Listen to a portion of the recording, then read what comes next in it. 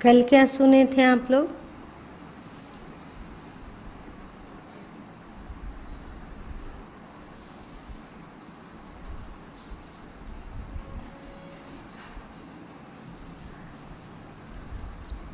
क्या सुने? क्या? तेरा तेरा कैसा की मैरिड एरा कौन समाना समुद्र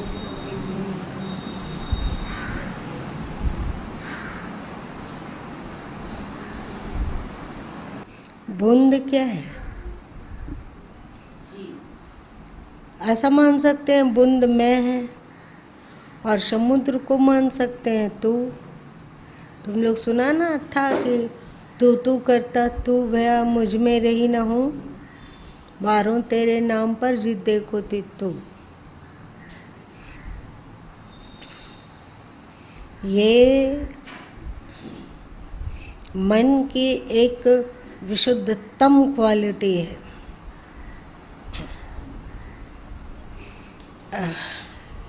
ये मैं के स्थान पर तू कैसे आता है? कोई बता।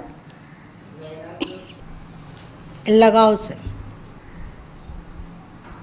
ईश्वर के प्रति लगाव हुआ, मतलब भक्ति हुई। भक्ति में कल तक तो किया जाता था कि मैं ऐसा हूँ, मैं वैसा हूँ, हमें ये अच्छा नहीं लगता है, हमें ये अच्छा लगता है। यदि कोई आध्यात्मिक वृत्ति भी जागी तो होता है कि हम उस स्थिति को प्राप्त कर लिए, हम उस स्थिति के प्राप्त कर लिए। एक बात है कि हो सकता है कि वे बानी से, क्योंकि काम चलाओ बानी का आधार लेना पड़ता है। मैं हूँ, तू है, ये है, वो है, आधार लेना पड़ता है। लेकिन अंदर में मैं नहीं तुम, ऐसा नहीं कि तुम अगर गुरु माँ की बात को सुनकर इसको रट लो कि मैं नहीं तुम, तो अब हम लोग बोलने लगेंगे कि हम मैं नहीं करते हैं, हम तो तू पर विश्वास रखते हैं। समझ रहे हो? पर जीवन में जब झांका जाएगा, तुम्हारे जीवन में जब झांका जाता है तो पता चलता वहाँ तू का तो नामो निशान नहीं है। जो है सो मैं। एक जिसका मैं नहीं तू है तो उसमें कुछ क्वालिटियाँ भी तो उभरेगी ना, उभरेगी ना। तो क्वालिटी दिखती नहीं है, तो केवल तू करने से कुछ नहीं होगा। लेकिन सदगुरु कबीर साहब जैसे शख्स ऐसे हैं जो कि उनका बाह्य जीवन से भी दिख रहा है। कितना पद वे बोले हैं जिसमें दिखता है उनकी अथोर नम्रता। जैसे जो कछु किया सो तुम किया, है ना, हम कछु किया नहीं। निश्चय ही बहुत सारे लोग उनको उनकी प्रशंसा करते होंगे, उनका गुणानुवाद करते होंगे। तो वे बोले कि ना कछु किया, ना कछु कर सका, ना करने योग्य शरीर, जो कछु किया सो तुम किया, भया कबीर कबीर। ये नम्रता नहीं झलकती है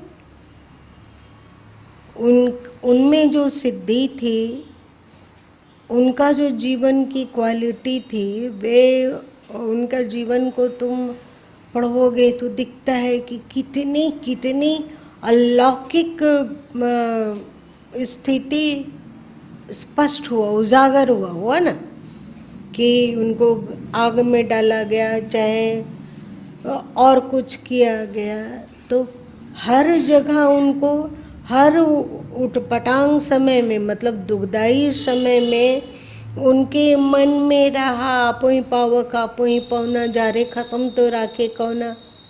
ये कहाँ है? नम्रता बता रहा है अथवा उनकी भक्ति दिखा रहा है कि नहीं दिखा रहा है? कहीं कबीर दो आखर भाग होगा खसम तो लेगा राख। दो सूत्र को मतलब राम शब्द का ध्यान करो, यदि वो होगा तो वो तुम्हारी रक्षा करेगा, इसमें विश्वास भी झलकता है ना। और सदगुरु कबीर साहब ऐसा बोल पाए कि काहे को कलपत फिरे दुखी होत बेकार बेकाम, सहजे सहजे होएगा जो कछु रचिया राम। इसमें क्या झलक रहा है? विश्वास।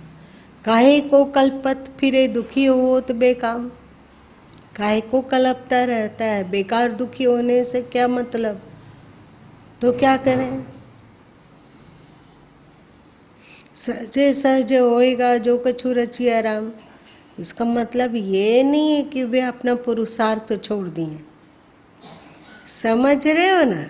संत लोगों को कितना सिर दुखाना पड़ता है कि कहीं इसका अर्थ ये ना लोग समझ ले, इसका अर्थ ये ना समझ ले। पुरुषार्थ तो अपना ही होगा, पर जो भी उसका फल मिलेगा, हो सकता है कि हम पुरुषार्थ में तो ठीक ठीक कर रहे हैं, पूरी ताकत लगा दे रहे हैं पुरुषार्थ करने में, परंतु फल वैसा नहीं मिला जैसा कि हमने सोचा था। होता है ना, बहुत सारा बच्चा ऐसा होता है जो पढ़ाई करता है, परीक्षा देना है तो रात दिन मेहनत करता है, रात दिन मेहनत करता है, लेकिन जब उसका रिजल्ट आता है तो पता क्या चलता है कि कम नंबर लाया। पास हुआ तो, पर उसकी जितनी अपेक्षा थी उतना नंबर नहीं लाया। तो ऐसे में यदि विद्यार्थी टूट जाए और सोच ले कि मेहनत करने से क्या होगा, मेरा भाग्य ही खराब है। बहुत सारी माताएं भी कहती हैं कि मेरा बेटा बेटी ना बहुत पढ़ते हैं, पर पता नहीं क्या कारण एक नंबर से छूट गया, जबकि वो गलत बोल रहा है।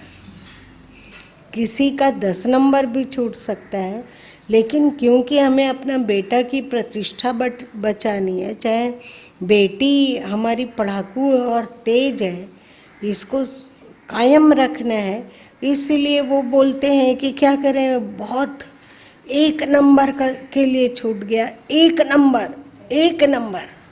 कोई तो अतिवाद में जब जाते हैं तो बोलते हैं तब बिल्कुल आधा नंबर के लिए छूट गया, और जरा सा वे ग्रेस दे देते तो आधा नंबर में क्या होता। गुरु माँ कुछ नहीं बोलते हैं, चुपचाप हंसते हुए उसकी बात सुनते हैं, बोलते नहीं, क्योंकि मतलब क्या है, वो अपने संतान की प्रतिष्ठा को बचाना चाहता है। तो गुरु माँ बोलते हैं कि तो एक नंबर के लिए यदि छूट गया तो ऐसा करो कि जितना पढ़ाई किए उससे थोड़ा सा और बढ़ाओ। एक नंबर के लिए छूट रहा, मतलब एक नंबर इतना पढ़ाई कम किया जा रहा है, थोड़ा और मेहनत करो, और करेगा तो आधा नंबर को पाना कौन सी बड़ी बात है, एक नंबर को पाना कौन सी बड़ी बात है।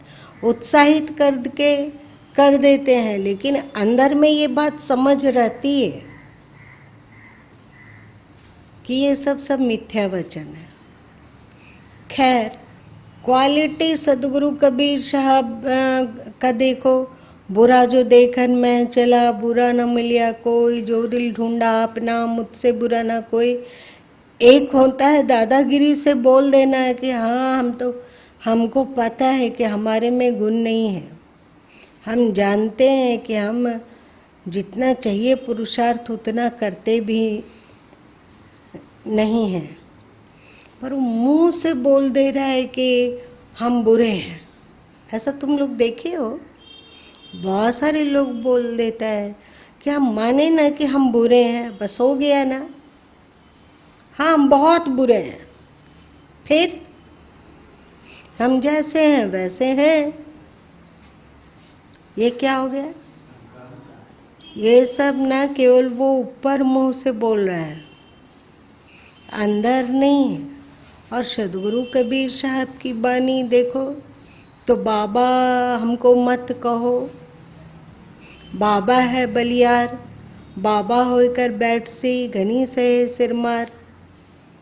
हमको बाबा मत बोलो, हमको महान आत्मा मत बोलो,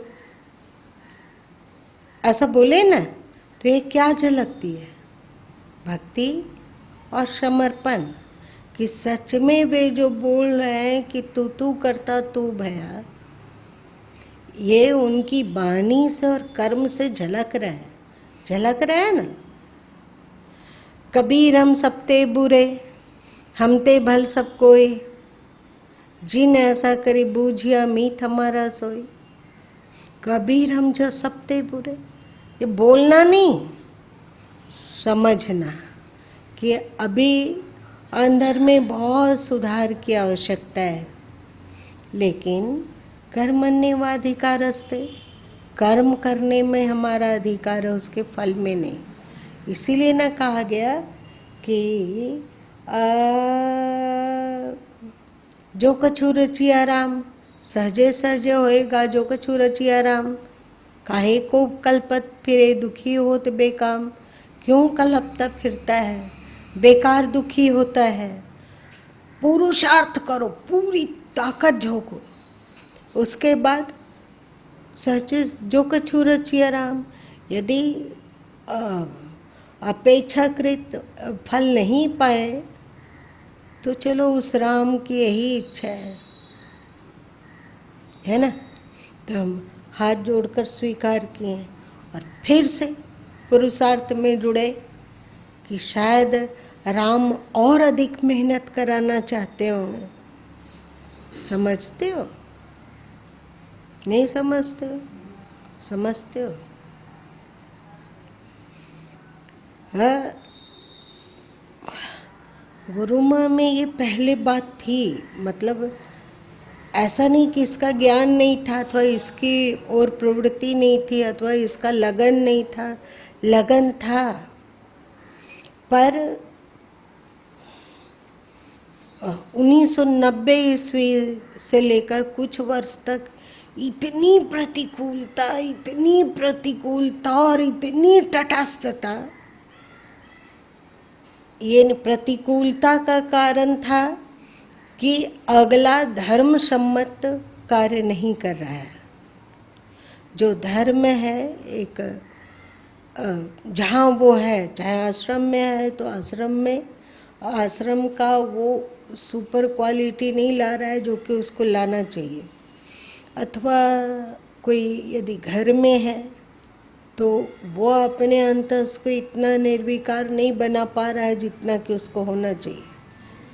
और कुछ ऐसे लोग होते हैं जिसके प्रति रहता है कि नहीं, वो तो बहुत अच्छे इंसान हैं, वे बहुत ही भक्ति हृदय है और उसका जीवनचर्या का कोई इतिहास उद्घाटित होता है तो पता चलता है कि अरे ये तो एकदम अजीब है, ये कौन सी स्थिति है, ये कौन सी घटना है, ऐसा नहीं होना चाहिए। इतनी उदासीनता ऐसे लोगों से होने लगी, इतनी उदासीनता, क्योंकि एक तरह से वो जो इस तरह की घटना थी वो ऐसा था कि उसके द्वारा मर्मांतक पीड़ा गुरु माँ को पहुँचाई गई, मर्मांतक पीड़ा। उसके कारण ईश्वर की ओर और अधिक मुरझाना और ज़्यादा मुरझाना कि जो संसार दिखता जैसा है वैसा है नहीं।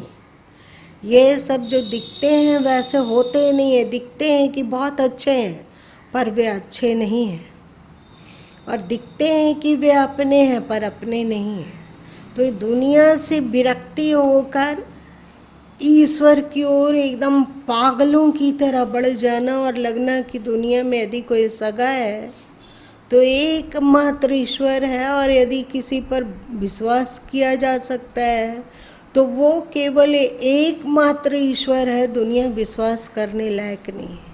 यहाँ ऐसे कोई नहीं है जो कि विश्वास जिस पर कि भरोसा किया जाए। आघात लगा तो उसे इतनी तटस्थता हुई और अंदर में वेदना और साथ साथ में भगवान से शिकायत। भगवान से क्या शिकायत थी कि आप दुनिया में हमें क्यों भेजे, हमें बताओ कौन सा अपराध हुआ, कौन सी गलती हो गई, आप ऐसे निर्मम संसार में भेज दिए। वहीं थोड़ा दिन नरक में डाल दिए होते, अगर गलती हुई थी तो वहीं नरक में डाल दिए होते, पर दुनिया में क्यों भेजे? यही सब दिखाना था। ऐसी दुनिया में भेज दिए। क्या यही आपकी दयालुता है? एक है ना कृपा सिंधु, दीन दयालु भक्तवत्सल, नाम बर्बाद हो जाएंगे, है ना, सब तुम्हारा नाम बर्बाद हो जाएगा, आप समझो कि ये क्या है। तो इतना शिकायत और सचमुच का वेदना, ये समता उमता कुछ नहीं। उसके पहले बहुत बार क्षमता ये, जब घर में थे तो जब थप्पड़ खा भी दुर्मुख प्रति प्रेम यहाँ उमड़ आता है, तो पहले से ये पता है कि अगला दुर्मुख है और वो थप्पड़ मारेगा, तो वहाँ समता आ गई।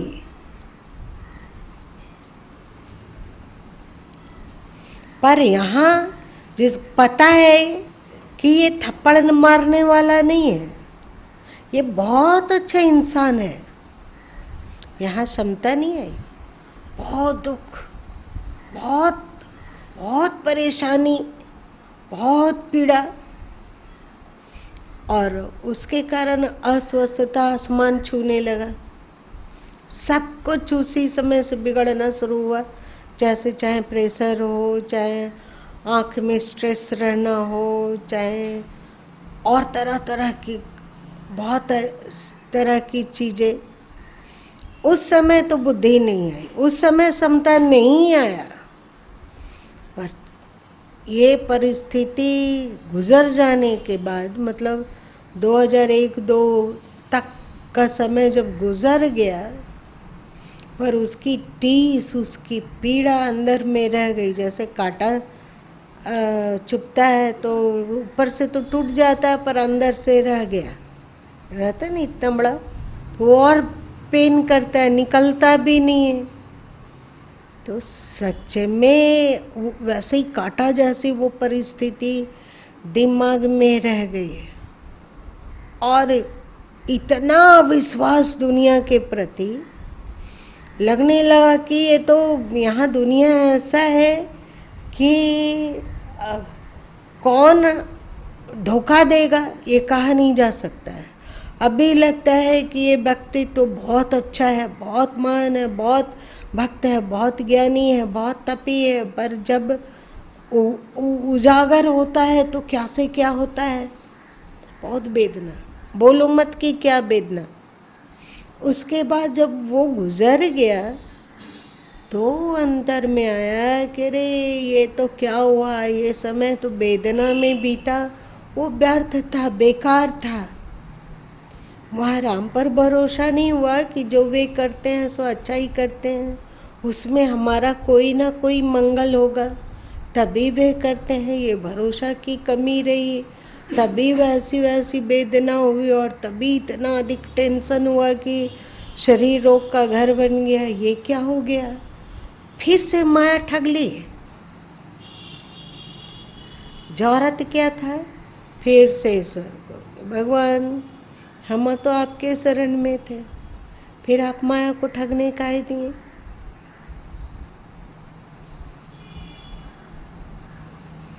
इतनी वेदना क्यों हुई? जो हो रहा था दुनिया में हो रहा था, दृश्य जगत में हो रहा था, वो अंदर में अपने मन में तो हो नहीं रहा था। तो वो जो वेदना आई अथवा दुख हुआ अथवा सुख और दुख की अनुभूति भी आप काहे नहीं संभाले?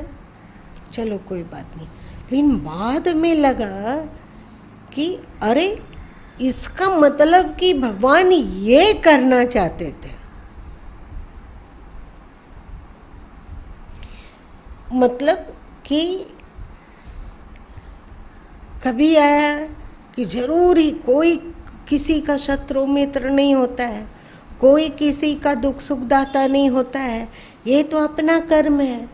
निज कर्म कृत सुनो भ्राता, रामचरितमानस में ना, अपना ही कर्म दुख देता है, अपना ही कर्म सुख देता है।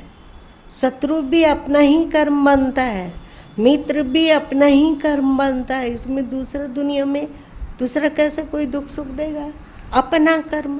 कोई ना कोई विगत जन्मों में अटकाव रहा होगा, उस अटकाव को तोड़ने के लिए राम ऐसा किए नहीं। और किस अटकाव को तोड़ने के लिए किए? तो बहुत अधिक आत्म समीक्षा करने पर, बहुत गहराई में उतरने पर बातें स्पष्ट होने लगी कि यहाँ पर शायद मोह बन रहा होगा, यहाँ पर शायद आसक्ति बन रही होगी, चाहे इसी तरह की कुछ, उसको तोड़ने के लिए भगवान के ये सब। दूसरी बात जो आई कि शायद मालिक को बहुत अधिक हम पर प्रेम आ रहा होगा, वे चाहते होंगे कि किसी अन्य की ओर दृष्टि न जाकर केवल उन्हीं की ओर दृष्टि जाए। ये भी तो उनका प्रेम ही प्रकट करता है, नहीं करता है प्रेम प्रकट? ये भी उन्हीं का प्रेम प्रकट करता है। और साथ में यदि वे सोचे होंगे कि कुछ बाधक कर्म है, इस पहले का कोई लेखा जोखा होगा जो बाधक कर्म है, मेरे और मालिक के मिलन में बाधक बन रहा होगा, और भगवान चाहते होंगे कि बिल्कुल ये आखिरी हो और फिर हम उन्हीं के पास लौट जाएं जहाँ से कि वे भेजें। तो ये भी अच्छी बात है। बाधक कर्म को इतनी पीड़ा और इतना प्रतिकूलता उपस्थित करके दे रहे हैं, तो इसमें भी तो उन्हीं का प्रेम झलक रहा है कि अरे वो बाधक कर्म को हटा रहे थे, बेकार दुखी हुए। उसके बाद जो इतने दिन तक व्यथा रहे, ऐसा लगा कि एकदम मन से निकल कर कहाँ चला गया पता नहीं। और फिर क्या हुआ?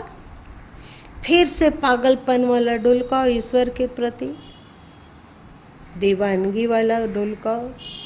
अब एक आस, एक भरोसा, एक आसक्ति, एक लगाव केवल और केवल उस अदृश्य सत्ता से। तो गुरु माँ को इतना पापड़ बेलना पड़ा। उसके पहले समता थी, बीच में यदि उस समय लुप्त हुई समता तो नहीं लाया जा सका, दुख में बह जाया गया, स्ट्रेस में गुजर जाया गया। तो कितना चौकन्ना होने का जरूरत है। चलो वो दुख भी हुआ, तो अब राग द्वेष मिटा कि नहीं? जो शिकायत थी, तटस्थता तो है, ये है ऐसा नहीं कि, पर जो उसमें राग था वो समाप्त हो गया, द्वेष था अथवा पीड़ा थी वो समाप्त हो गया।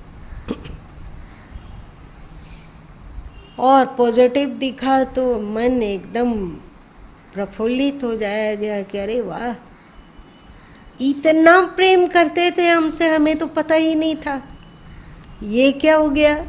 बेकार बेकार इतना दुखी हुए, उनका इशारा काहे नहीं समझ सके? उनका हर कर्तव्य में कोई ना कोई इशारा होता है, तो उस इशारा को कैसे नहीं समझ सके? चलो फिर इसके कारण और जोर से उनको पकड़ा गया कि अब फिर दुनिया का कोई प्रभाव प्रभावित न कर सके, चाहे कोई मित्र हो, चाहे कोई भक्त हो, चाहे कोई आलोचक हो, चाहे कोई कुछ भी हो। और अधिक मेहनत और अधिक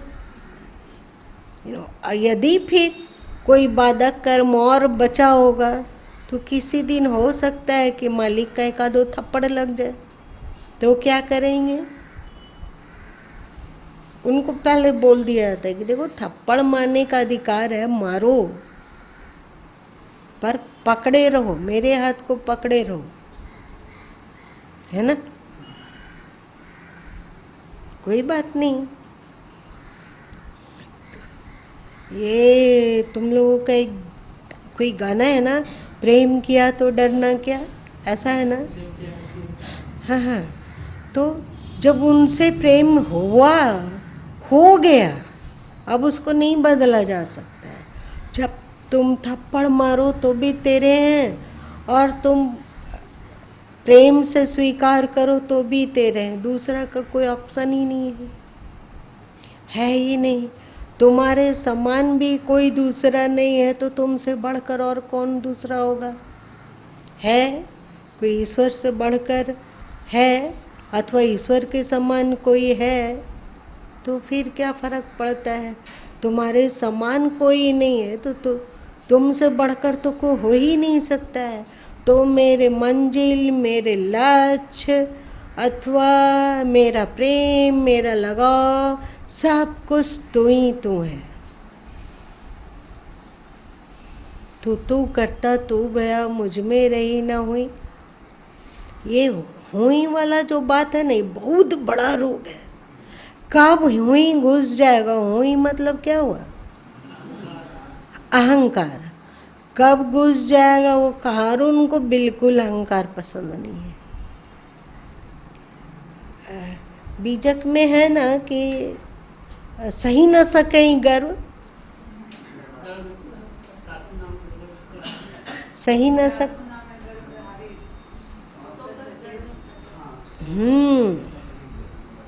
गर्व प्रहारी मतलब क्या होता है?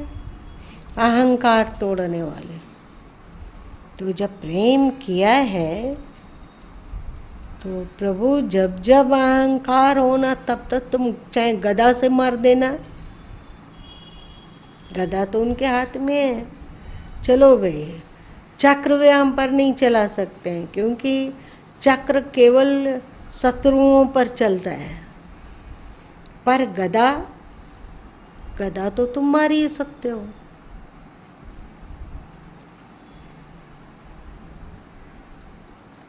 हिम्मत है?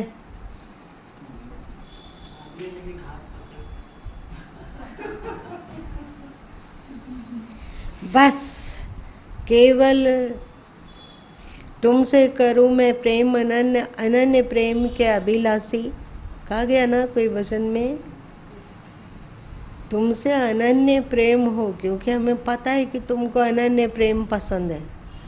जैसे ही उनसे प्रेम करने लगो तो जो गुरु माँ अपने ज़िंदगी में देखते हैं, उससे ऐसा लगता है कि फिर आपका प्रेम कहीं पर भी भटकता है तो वहाँ गदा लगता है। समझ में आ रही बात? क्या बताओ कोई विश्लेषण करके? आप लोग बताओ, जो जन सामान्य है सो बताओ कुछ।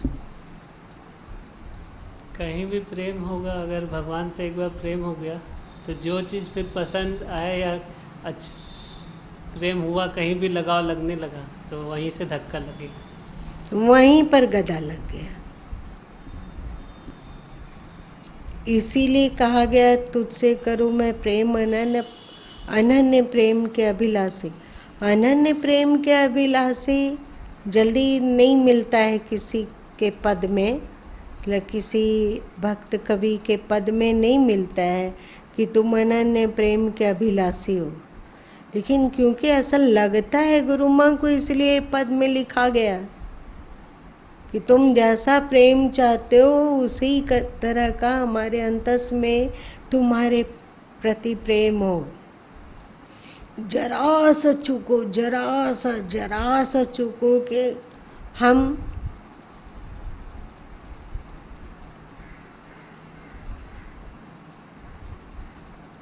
अजीब अजीब बोलने में भी बुरा लगता है। ऐसी ऐसी घटना जीवन में घटते हुए देखा गया, जो कि लगता है कि इन सब बातों को बोला नहीं जाना चाहिए।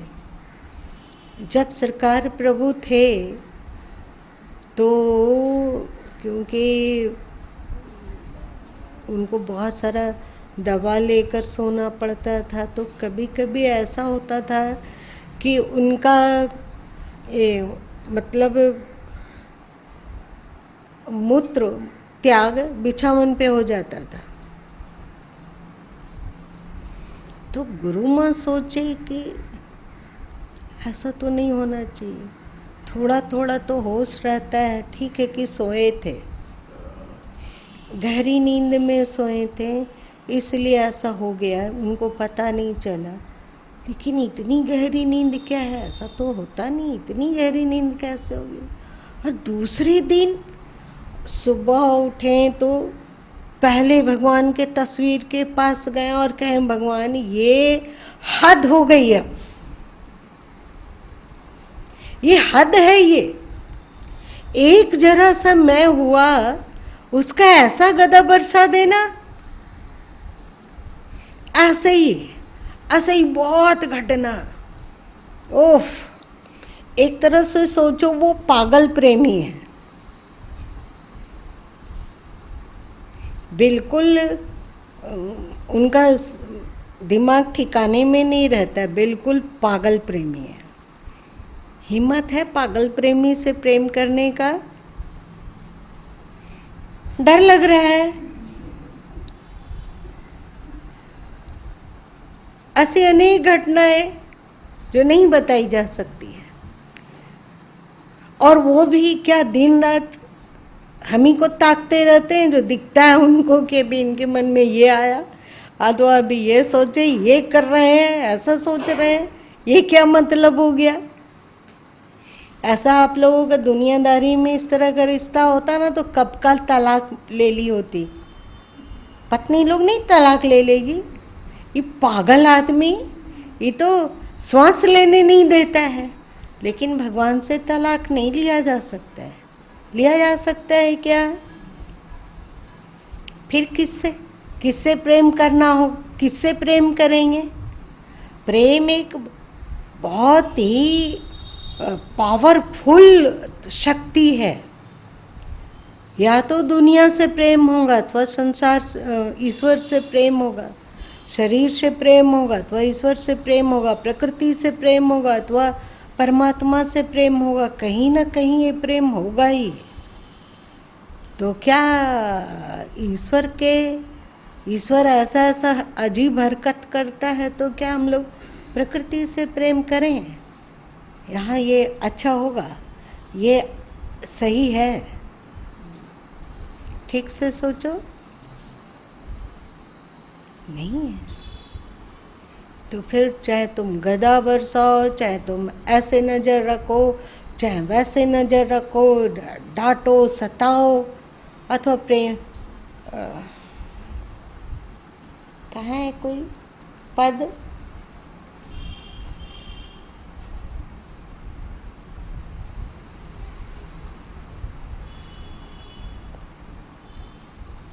पद में होगा कहीं।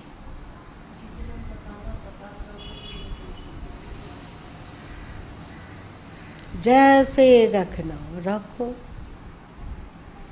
अब 2 दिन से गुरु माँ के दिमाग में घुसा है कि देखो उसको एकदम चुपचाप सहने से उनका मन बढ़ता है।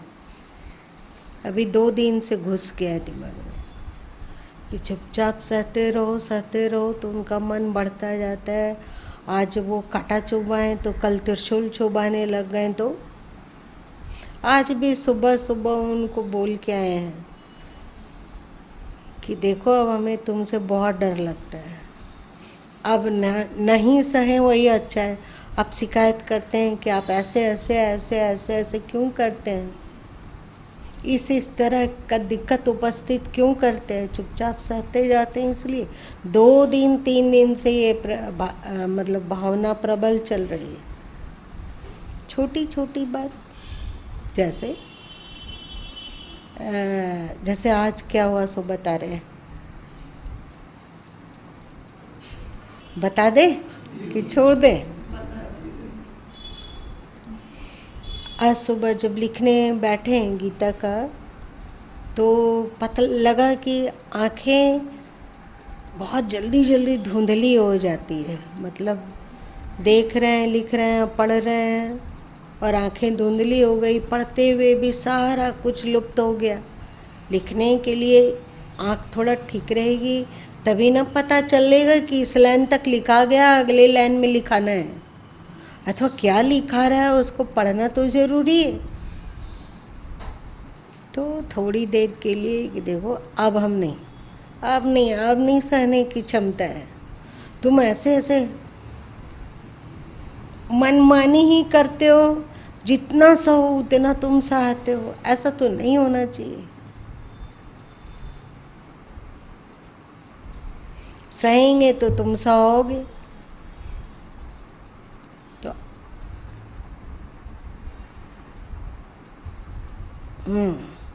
ये सब लेकिन गुरुमुख बोल क्यों रहे हैं? ये सब क्यों बता रहे हैं? उसके आगे क्या फिर क्या? फिर क्या हुआ? उनको जो था बोलने का सो बोल दिए, उसके बाद फिर लिखना पढ़ना शुरू कर दिए। आया मन में इसका मतलब कि अभी भी मैं छुपा हुआ है। एक और बात तुम लोगों को बताएं,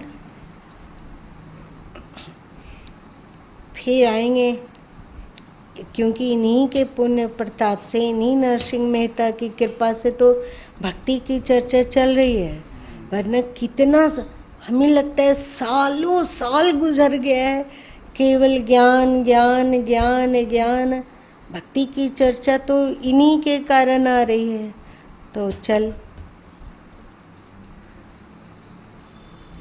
एक बात है कि तू करता तू भया मुझ में रही न हूँ, बारों तेरे नाम पर जिद देखो तू, ऐसा होता है। पर भक्त लोग प्रेम देने और प्रेम लेने के मोह से ऊपर नहीं उठ पाते हैं। एक तुम लोगों का भजन है कि कभी आह्लादनी बन, और उसके ऊपर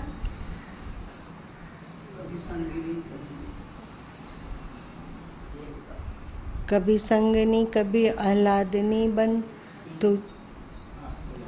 तुझे रिझाऊं आठों याम, इस तरह कुछ है। आह्लादनी मतलब क्या हुआ? आनंद देने वाला। ये पगलपना नहीं है क्या?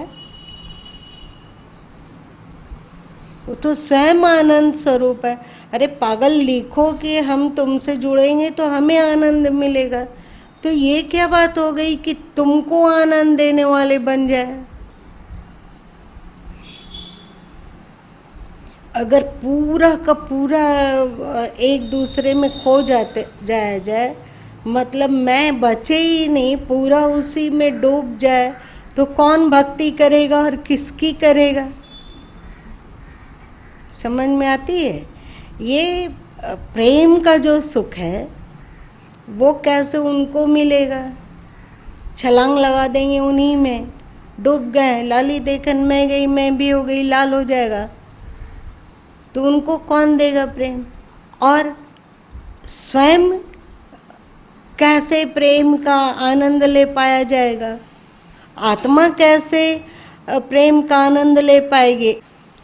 तो इसमें क्या होता है कि वे उस ज्ञान तक पहुँचे हुए, वहाँ की उनकी कैपेसिटी है, वहाँ तक पहुँचकर वे भेद को स्वीकार करते हैं। मतलब लाली देखन मैं गई मैं भी हो गई लाल, थोड़ा सा बचा लाल होने में, रिटर्न। अब हम भक्त हैं और तुम भगवान हो।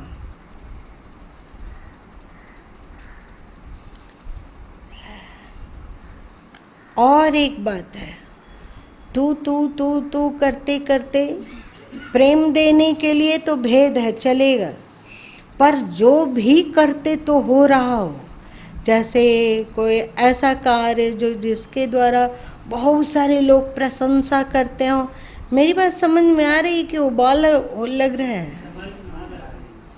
बहुत सारे लोग प्रशंसा कर रहे हो वहाँ, तो वहाँ पर होगा तुम, मैं नहीं। अगर प्रशंसा कोई कर रहा है तो तेरे कारण तुम उसको करवाते हो, तुम ऐसी बानी बुलवाते हो, तुम ऐसा लिखवा देते हो, तुम ऐसा जीवन बनाते हो, तुम मन की क्वालिटी उस तरह का बना दिए जिससे कि लोग प्रशंसा कर रहे हैं। यहाँ पर मैं और मेरा कुछ है ही नहीं, तो वहाँ पर उनका मैं नहीं होता है। मेरी बात समझ रहे हो? वहाँ मैं नहीं होता है, एकदम अंतर आत्मा तक धसा हुआ रहता है कि तुम। कर्ता पुरुष कबीर है, नाभा किया विचार, ऐसा नाभा जी बोले है ना। कर्ता पुरुष मतलब जो करने वाले हैं, या तो गुरु हैं अथवा गोविंद है। यदि इसमें गुण है थोड़ा सा तो वो गोविंद के कारण है, उनसे बुरा हो ही नहीं सकता है। हो सकता है क्या? प्रकृति में आसक्ति बिना, प्रकृति में ढुलकाव तभी संभव है जब परमात्मा में ढुलकाव ना हो। समझ रहे हैं? हाँ, प्रकृति में ढुलकाव इसलिए ऐसा नहीं कहा जा सकता है कि जब वे अच्छा काम करवा रहे हैं तो बुरा काम भी वही करवाते होंगे। बुरा काम उसमें होगा ही नहीं, क्योंकि प्रकृति के प्रति उनका ढुलकाव नहीं, उनका ढुलकाव परमात्मा के प्रति है। तो जो कुछ होगा सो शुभ ही होगा, है ना। और जब शुभ होगा तो वो कहता है कि ये जो शुभ हुआ अथवा हो रहा है, ये सबके कर्ता तुम हो। बाबा हमको मत कहो, यहाँ पर ये है। पर प्रेम लेना और देना, वहाँ पर वे दो हो जाते हैं। तुम कभी गदा चलाओ तो इधर से भी उलाहना मिलना चाहिए, नहीं? बिना उलाहना का प्रेम मतलब शुष्क नहीं लगेगा।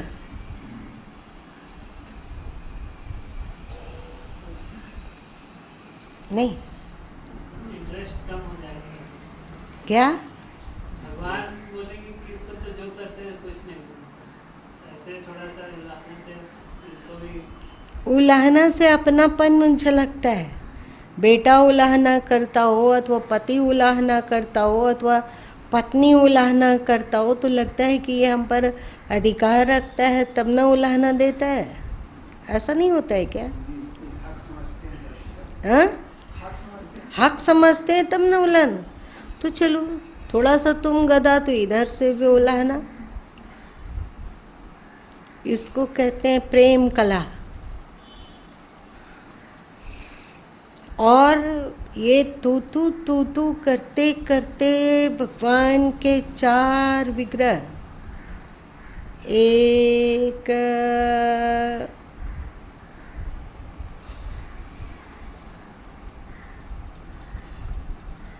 उनका रूप, उनकी लीला, उनका धाम,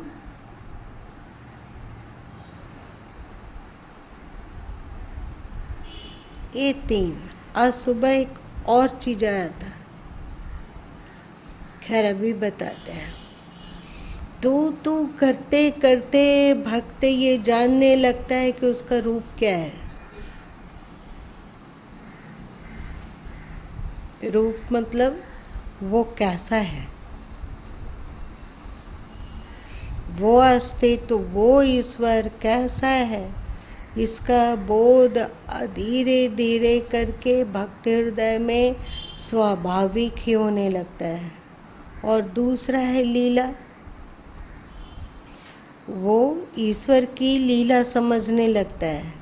बहुत सारे लोग समझते हैं कि ईश्वर की लीला क्या होगी, जब तक वो अवतार ग्रहण करके नहीं आएंगे तब तक लीला का कैसे पता चलेगा। कृष्ण जी के रूप में आए ऐसा हम लोग मानते हैं, राम के रूप में आए तो हम मानते हैं, तो राम रूप में हम उनकी लीला को देख पाते हैं कि वही समय ये असुर को मारे, इस समय ये किए, इस समय ये किए, इस समय ये किए। राम के रूप में लीला देखेंगे तो जो जीवन में किए सो वो दिखेगा। लेकिन अभी तो फिर कोई लीला ही नहीं कर रहे हैं, वो तो बहुत पहले लीला किए हैं। तो अभी लीला कैसे देखा जाएगा? तो अभी लीला कैसे करेंगे? और पुरानी बात कब तक ढोया जाएगा? आदमी कब तक ढोएगा? राम लीला, कृष्ण लीला नहीं, भक्त लोग को लीला दिखती है कि अभी वे क्या कर रहे हैं, अभी वे क्या करते हैं। बताओ क्या कर रहे हैं? इतना सत्संग सुने तो बताओ क्या कर रहे हैं?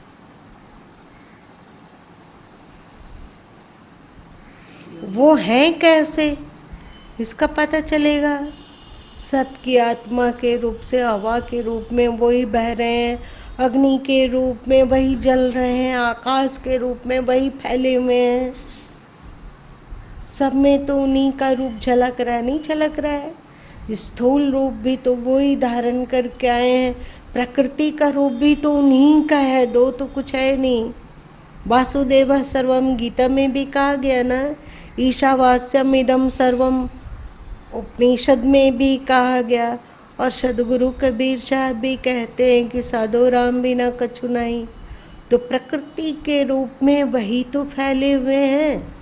तो जो हम देखते हैं, चाहे हवा देखें, पेड़ देखें, अथवा कोई फूल देख लें, अथवा शोर सुनाई पड़ता हो, अथवा बांसुरी की सुमधुर ध्वनि हो, चाहे अच्छा हो अथवा बुरा हो, भयानक रूप हो चाहे कोमल रूप हो, सब तो उन्हीं का है। ये रूप का दर्शन हुआ। पहचानने के लिए आँख चाहिए, हमें नहीं दिखता है। इसका दोष ईश्वर में नहीं, इसका दोष हमारी आँखों का है। सब में तो वही वही वही तो इस रूप में आया है, वही इस रूप में है। तो अभी क्या कर रहा है ईश्वर? अभी कौन सा लीला कर रहा है? कभी क्या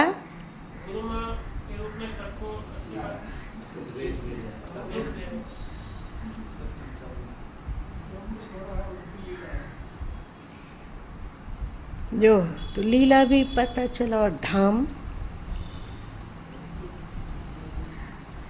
धाम कहाँ हैं वे? कहाँ जाएं जो कि उनके धाम में थोड़ी देर आराम करके फिर दुनिया में लौट आएंगे?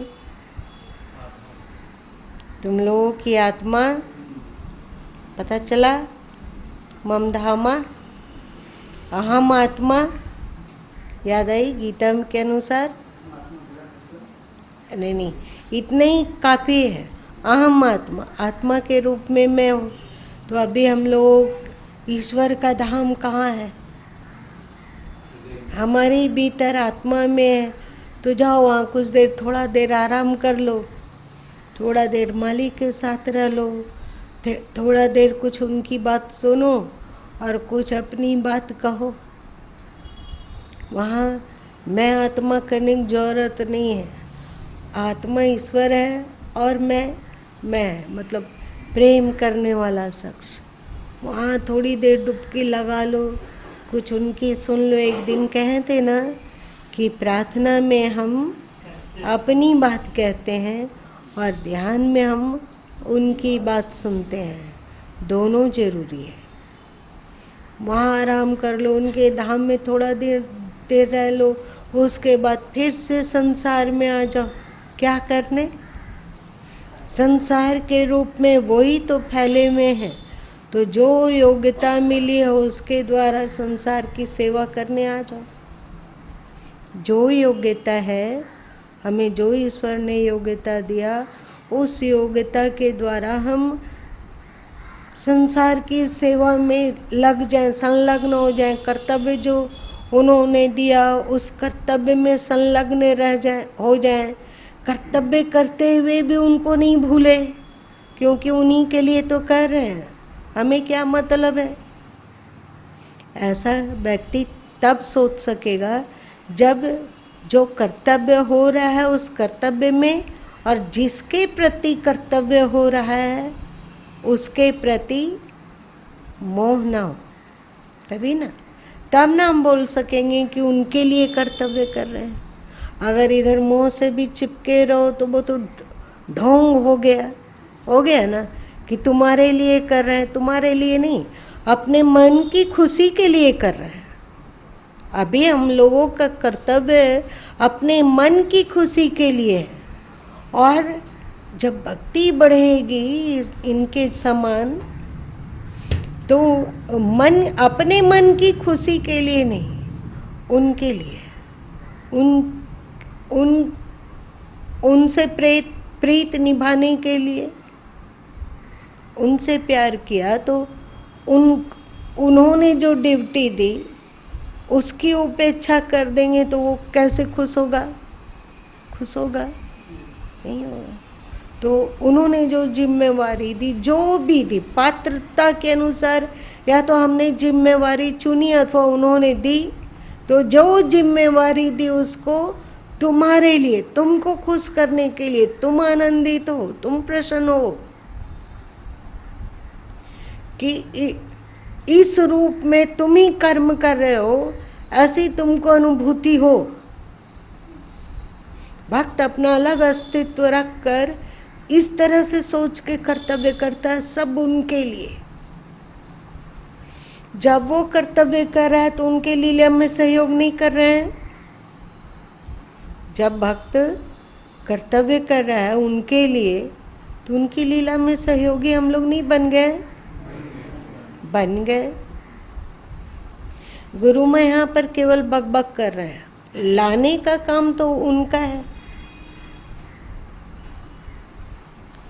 किसको किसको लाएंगे, किसको किसको बुलाएंगे, ये वो सोचेंगे। ये मेरा काम नहीं है, उनका काम है। वे यहाँ ला के रख दिए। अब फिर उनके लीला में सहयोग करना है कि इतनी आत्माओं में भक्ति का उद्रेक हो, ये वो चाहते होंगे, तभी इतने लोगों को ला के यहाँ बैठा दिए।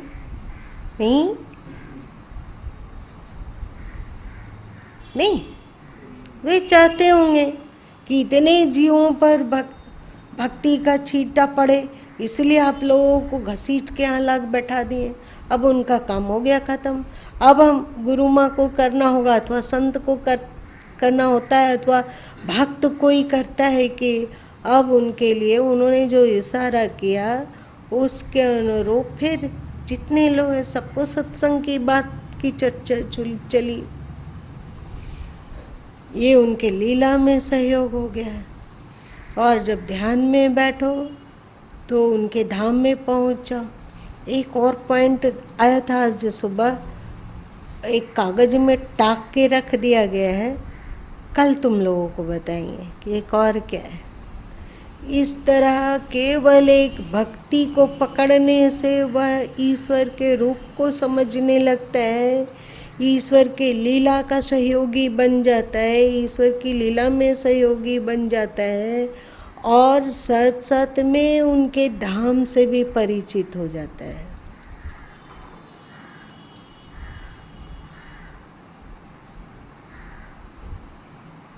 अब आज की बात समाप्त। बताओ, आज यहाँ से उठते हुए तुम लोग कौन कौन सा विचार को पकड़ के जाओगे?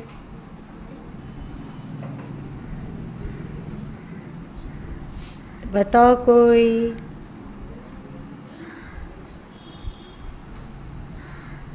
कुछ नहीं पकड़ोगे। ईश्वर का जो अभी स्वरूप बताया है, उसको धारण करके इनसे भक्ति बढ़ाना है। तो उठते उठते मन में ये बात रखो कि मैं मेरा है कुछ नहीं, जो कुछ है सो तोर। इसको दिमाग में बसा लो कि ये जीवन उन्हीं का है, ये प्राण उन्हीं के हैं, सब कुछ के मालिक वे ही हैं। तो उनके अनुरूप वे जिससे प्रसन्न होते हो अपनी प्रसन्नता को गौण करके उनकी प्रसन्नता को प्रमुखता से पकड़ो। आज तक हम लोग कर्म किए अपनी प्रसन्नता के लिए, आप कर्म करेंगे उनकी प्रसन्नता के लिए। चाहे वे गदा भी बरसाते हों तो उलाहना भले दे देना, पर उनसे दूर मत होना, क्योंकि न उनके समान कोई है और न कोई उनसे बढ़कर है, और संपूर्ण ब्रह्मांड के मालिक तो वो ही है। सब ब्रह्मांड के रूप में भी वो ही है और सब ब्रह्मांड के भी मालिक वो ही है। इसलिए मेरे भी मालिक वो ही है, नहीं? मेरे भी मालिक वो ही है। उनकी प्रसन्नता के अनुरूप चलना इस जीवन का परम कर्तव्य है, और अहंग से मुक्त होकर ये भाव रखना कि जो कछु किया सो तुम किया।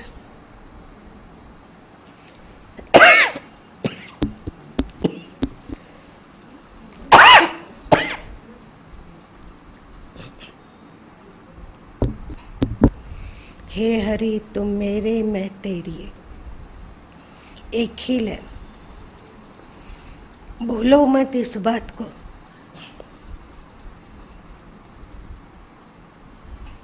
मेरे प्यार पर भी तेरा नाम लिखा हुआ है, मेरे जीवन पर भी आप ही का नाम लिखा हुआ है। जीवन लिख दिया तेरे नाम, कर पाओगे? प्रयत्न करोगे? जीवन लिख दिया तेरे नाम, सच सच तेरे नचाए नाचो, ज्ञान ढोल बजाओ साईं, है ना? मैं नाचूं तू नचाओ साईं, ऐसा।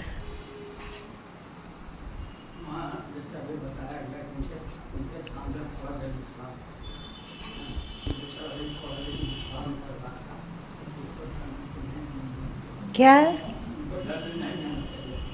ये अब मेरे धाम में विश्राम करता होता तो दंड मिलता ही नहीं।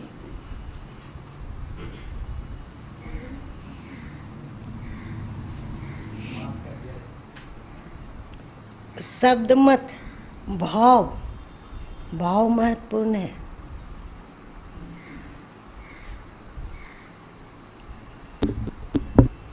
कुछ पल के लिए यदि आत्मरमण हुआ तो सोचो कि उनके धाम में आए, वहाँ शांत हो लो, वहाँ आनंदित हो लो।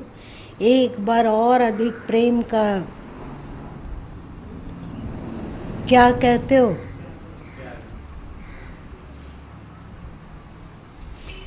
तुम लोगों के भजन में कहीं मदिरा शब्द है?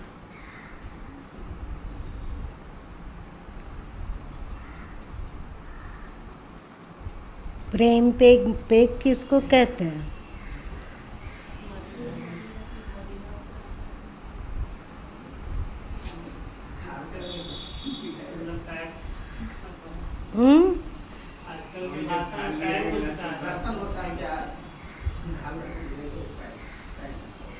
जो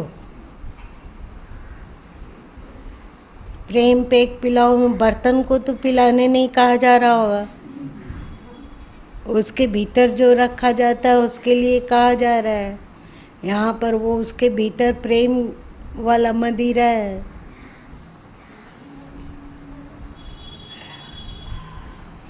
एक बार भक्ति का रस मिल जाने पर हो सकता है कि कभी कभी भक्ति बिल्कुल उछाल मारता हो अंतस में, और कभी कभी भक्ति शांत हो जाता हो, मतलब शांत सरोवर की तरह टिक जाता है। उस समय ना कोई भावना होती है, ना विचार होता है, नहीं और कुछ होता है, लेकिन एक चीज़ है कि अचेतन मन में उनके प्रति एकदम अथोर प्रेम बना रह जाता है, और उनके अनुकूल कार्य हो, ऐसे कार्य हो जिसको देखकर वो खुश हो। हमें नहीं चाहिए सुख, नहीं चाहिए आनंद, वो खुश हो। माँ लोग अपने बच्चे से प्रेम करती है तो क्या चाहती है कि बच्चा सुखी रहे, कि इसका जो हम कर दे रहे हैं, मतलब खाना खिला रहे हैं, अच्छा से पालन पोषण कर रहे हैं, तो अपने लिए करती है कि बच्चे का हित, बस बच्चा हमारा सुखी रहे और हमको कुछ नहीं चाहिए। ऐसा होता है ना। जब ये सांसारिक प्रेम में ऐसा हो सकता है तो हम लोग ऐसा क्यों नहीं सोच सकते जिसमें वो खुश हो, जिसमें उनको हालात हो। इतना बड़ा दुनिया का बोझा उठा के रखे हुए हैं। कितने लोग होंगे जो उनको नहीं मानते हैं, नास्तिक है, दिन प्रतिदिन भौतिक जगत में बहते जा रहे हैं, ऐसा है ना। और इतनी पीड़ा वो झेलते होंगे। सब जीव उनका है, पर ये सब जीव प्रकृति में लोटपोट रहा है, उनको वेदना नहीं होती होगी। कम से कम 2-4 जन तो ऐसे हों जो उनके वो वेदना को हटा सके, जिसको देखकर उनको थोड़ी राहत मिले, खुशी लगे कि कोई तो है जो मेरे बारे में सोच रहा है, मेरे खुशी के बारे में सोच रहा है। क्या ऐसा प्रेमी को नहीं सोचना चाहिए? कितना बड़ा बोझा वे उठा के रखे हैं और हम लोग उनसे प्रेम करते हैं। कितनी पीड़ा होती होगी ये नास्तिक और नालायक जीवों को देखकर, जो कि उनका अपना अंश है ना। कैसा लगता होगा उनको। तो थोड़ा सा निकट जाओ, थोड़ा सा उनके पेट को थपथपा दो, बोलो हम हैं ना। क्या हुआ, आपके और बच्चे नहीं आपको देखते हैं तो क्या हुआ, हम हैं ना। आप काहे चिंता करते हैं, हम हैं ना। जिसमें आपकी खुशी होगी वही करेंगे। अच्छा नहीं लगेगा उनको।